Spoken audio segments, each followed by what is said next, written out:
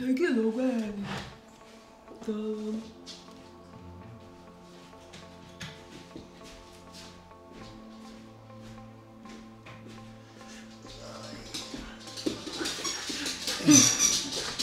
Džep. Nusiramink. Gerai, draugai, kol Nastė pakojo, ką mes šiandien gavome, aš jums pasakosiu. Taigi... Dublis. Gerai, dabar atsirado pas mus naujas klientas ir jisai atvažiavo, papasakojo, kuo jisai verčiasi ir trumpai papasakosiu, kuo jisai užsiima, kuo jisai, sakykim, taip išskirtinis ir dabar bandysim jo prekes. Ir iš karto jums noriu pasakyti, kad galite užeiti ir Facebooką, ten žymiai daugiau jūs informacijos gausite, negu aš jums papasakosiu. Saulėti... Ne. Saulėti. Ne. Švieži vaisiai iš saulėtosios Ispanijos. Šitai vadinasi Facebook'e puslapis, aš numesiu linką po to į aprašymą. Taigi jisai to užsiima, jisai veža, trumpai, jisai veža vaisius grinai iš Ispanijos ir jie yra chemiškai neapdoroti, neapdirti jokiais chemikalais ir pesticidais. Jūs paklausit, kodėl jisai nemeluoja ir kodėl aš jums dabar nemeluoju. Kaip jisai man bent jau sakė, aš dabar irgi įdėsiu visus šitos sertifikatus į video aprašymą, jūs galėsit pasiskaityti, pasižiūrėti. Tenais laboratorijoje buvo ištirta, kad nerasta jokių chemikalų, jokių pesticidų ir panašiai. Tai yra švieži vaisiai. Ir vienas iš rodiklių yra tai, kad jie labai greitai sugenda. Jo. Nupirkot ir iškart valgot. Tas garsas dabar. Aišku, tūnas iš saulėtosios Ispanijos neįeina į komplektą. Trumpai, vėlgi, Nastė pakojo, aš jums papasakosiu, 2 taškai yra Vilniui ir turbūt aš gal 10 kartų esu susidūręs su šitais pardavėjais, bet kažkaip pagalvoju, kad kažkaip labai čia viskas keistai skamba ir atrodo. Senukose, prie senukų prieimo, būtent prie įėjimo paties stovi pas jūs toksai mini kioskėlis ir jie pardavinėjo tenais pastovi kažkokius vaisius. Ir aš niekad nesuprasdavau, kuo jie išskirtiniai ir panašiai. Taigi 2 taškai Vilniuje yra senukose ir 3 taškai yra Kaune. Man atrodo, kad tai geriau padaryti.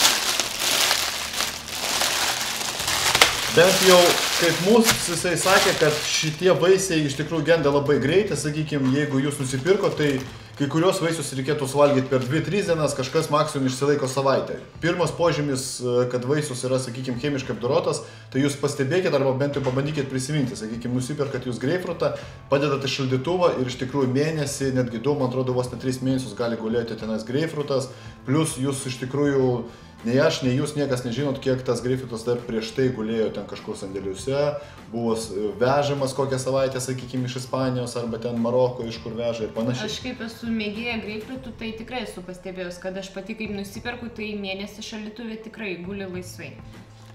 O vaikinukas šitas sakė, kad šitie vaisiai maksimum 5 dienas gali išbūti šaldytuve. Nu kaip kurie, jo. Kai kurie, sako, man atrodo, ir sekančią dieną jau sugenda, taip kad nusiperkat, geriausiai iš karto suvalgot, nuvažiuojat, nuperkat dar kartą ir viskas. Paragausim.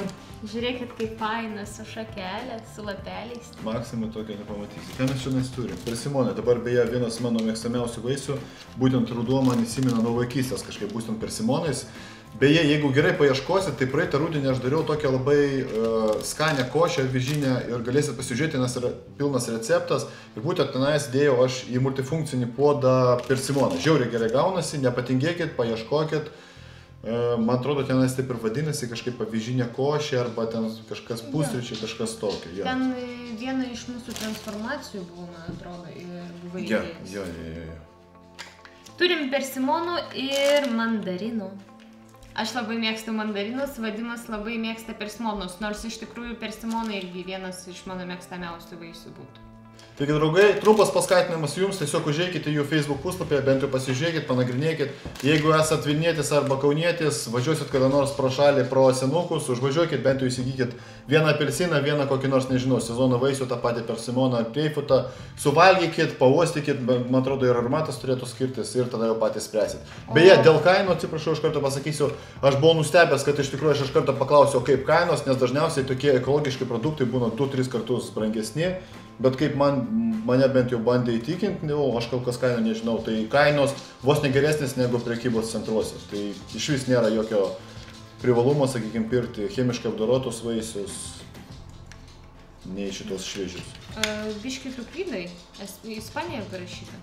No. Tai Irgi iš Ispanijos. Aš irgi sakiau iš Ispanijos. Nu, ta prasme, jie neprekiaučia, tiesiog dovana tokia ir viskas. Bet mes nežinom tiksliai. Ar tu žinai tiksliai? Ne, jie nepardavinėja. Nu, vaisius pardavinėja. Švieži vaisiai iš saulėtosios Ispanijos. Nu gerai. Betunas irgi bus skanu, prie salotų.